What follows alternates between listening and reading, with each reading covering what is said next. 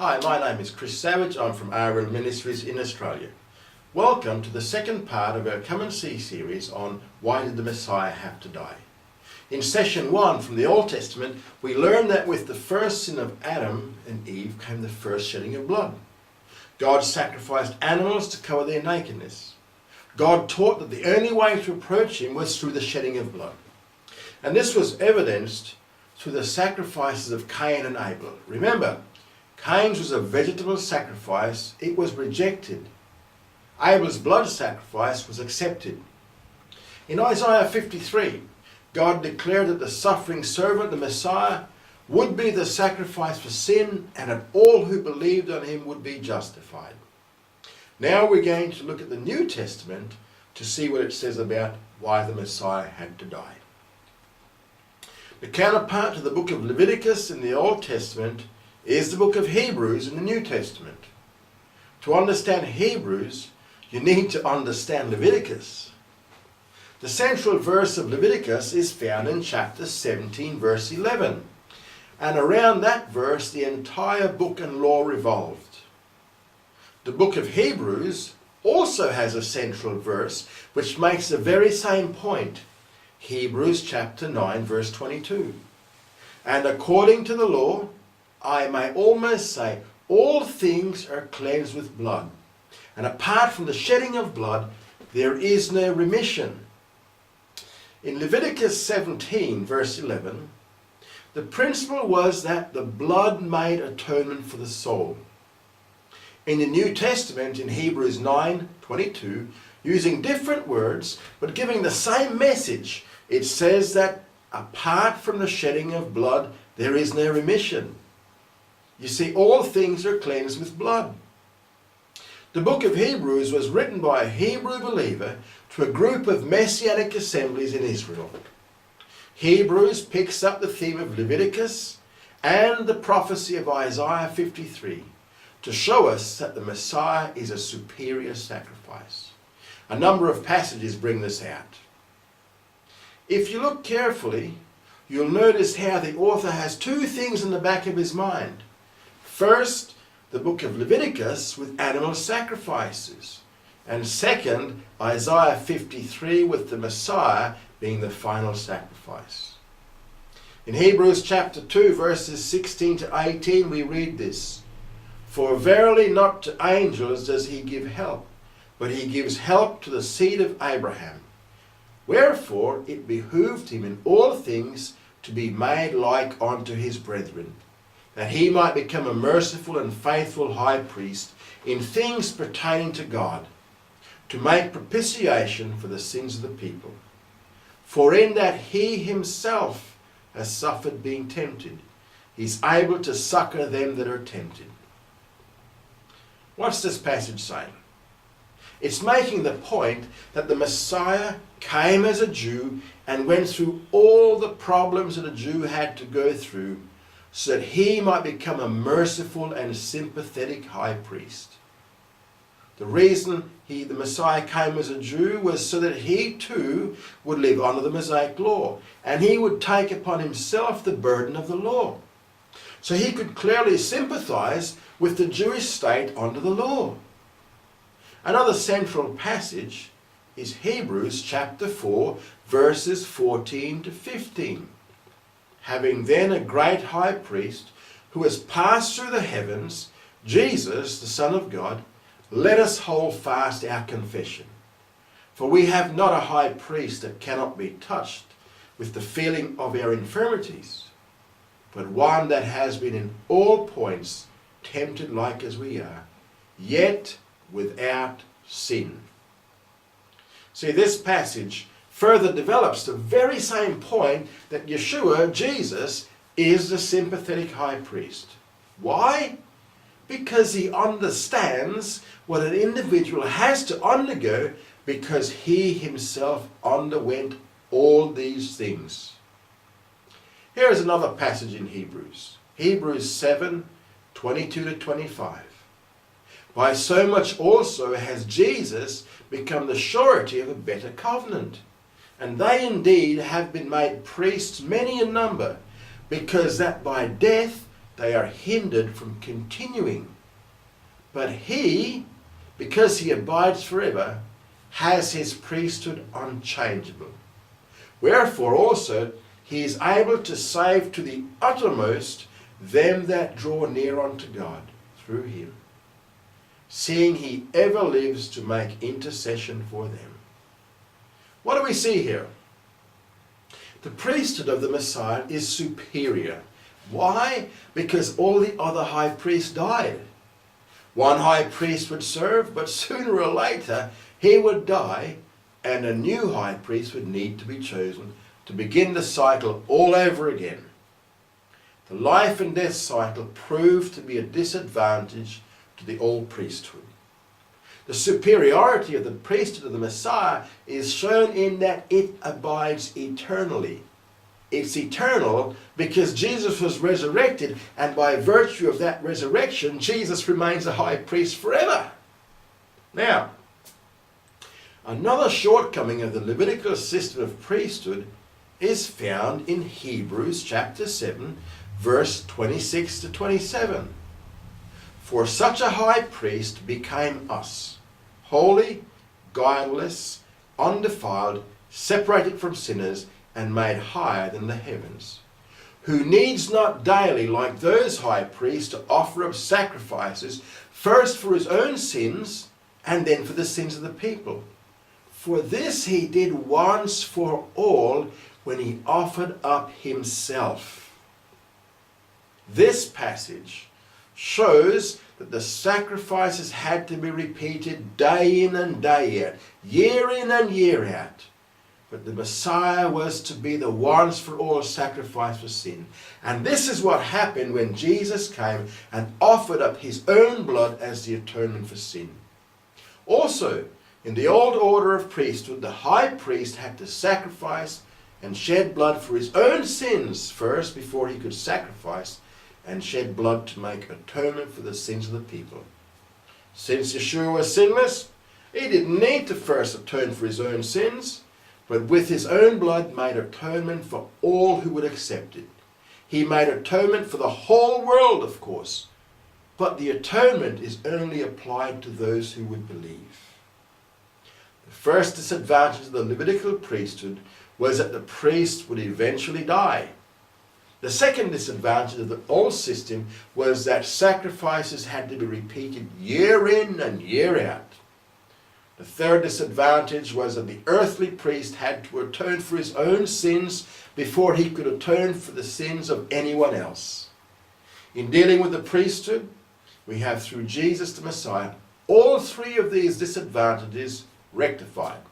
First, since Jesus by virtue of his resurrection now lives forever, we never have an interrupted priesthood. Secondly, since this was Messiah's innocent blood, this was a one-time shedding. Never again will Yeshua have to shed his blood. So another clear advantage over the Mosaic law is that the sacrifice of the Messiah does not need to be repeated. It was once and for all.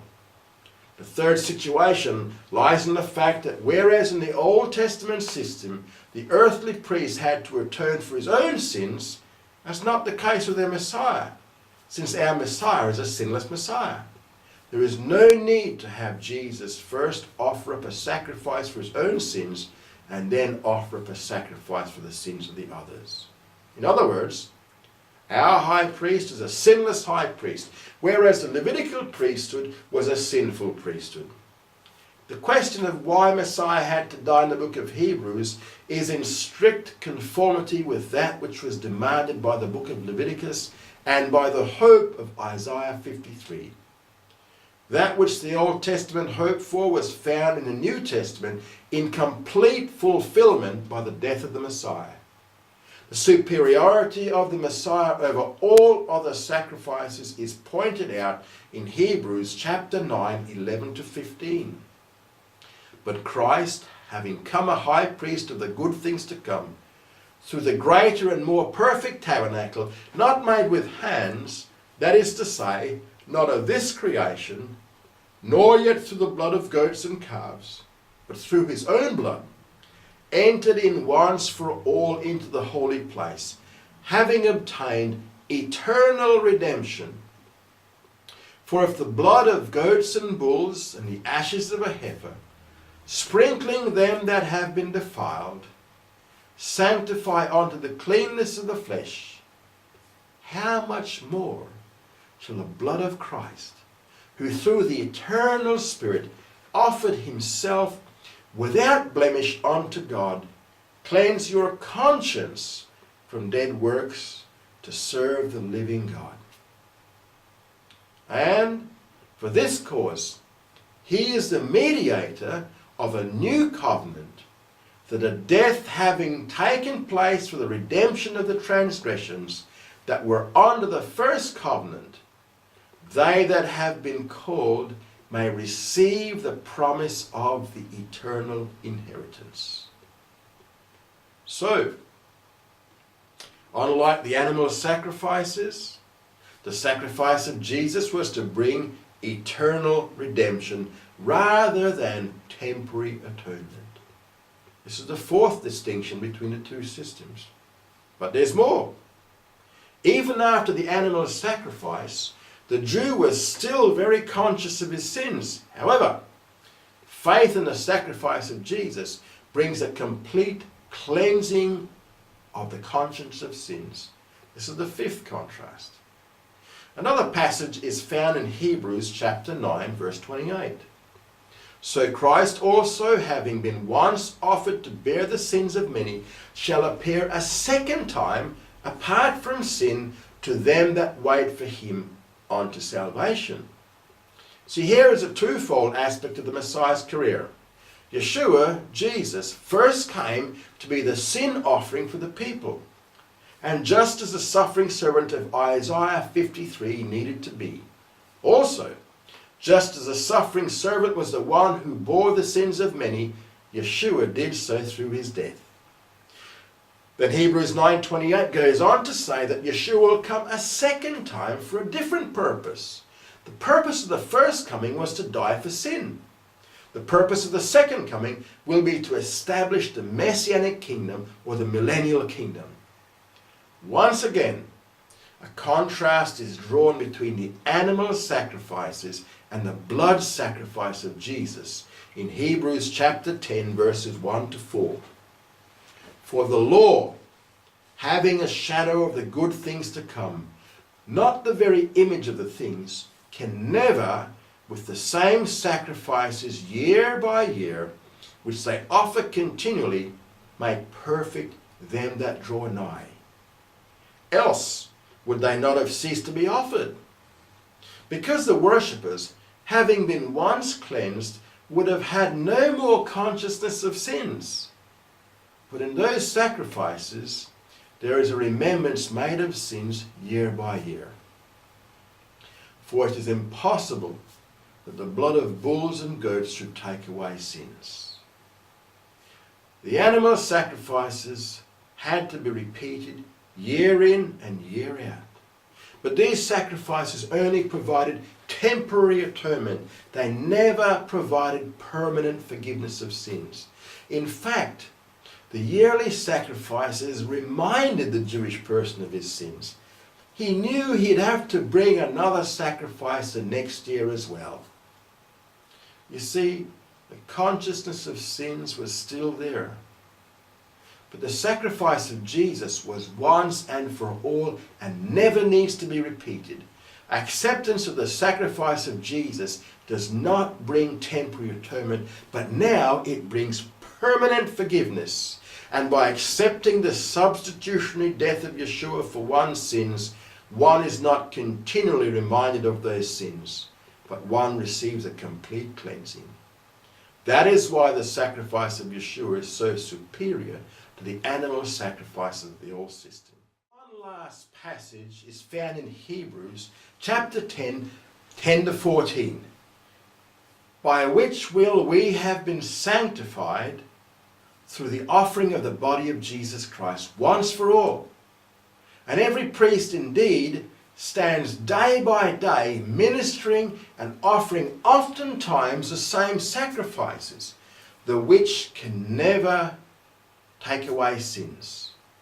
But he when he had offered one sacrifice for sins forever, sat down on the right hand of God, henceforth expecting till his enemies be made the footstool of his feet. For by one offering he has perfected forever them that are sanctified. This passage again points out how the high priest had to sacrifice day in and day out, and his work was never done. The high priest is viewed as standing to indicate this unfinished ministry. But Jesus, who offered himself as a sacrifice once and for all, is viewed as sitting down at the right hand of God, showing that his work is complete. Furthermore, the animal sacrifices provided a yearly atonement, but they never permanently took away sins. But those who accept the sacrifice of Jesus are perfected forever. Their sins are permanently removed. As to the question, why did the Messiah have to die? According to the New Testament, the reason is twofold. First, to fulfill all Old Testament prophecies and requirements. And secondly, to bring in a permanent atonement rather than a temporary one. The conclusion of both the Old and New Testaments is that the means of redemption was by blood, and the permanent blood sacrifice was to be the Messiah himself. That is why the Messiah had to die according to the Old Testament. That is why Yeshua did die according to the New Testament. Who killed Yeshua was never the issue as far as the New Testament was concerned, for the Messiah had to die. This only became an issue years later because of anti-Semites seeking excuses to persecute the Jews. The only issue in the New Testament itself is whether or not one will accept the substitutionary sacrifice of Yeshua for oneself. I hope you enjoyed it. This is the end of session 2 of Why Did the Messiah Die? Hope to see you for session 3. Until then, Shalom.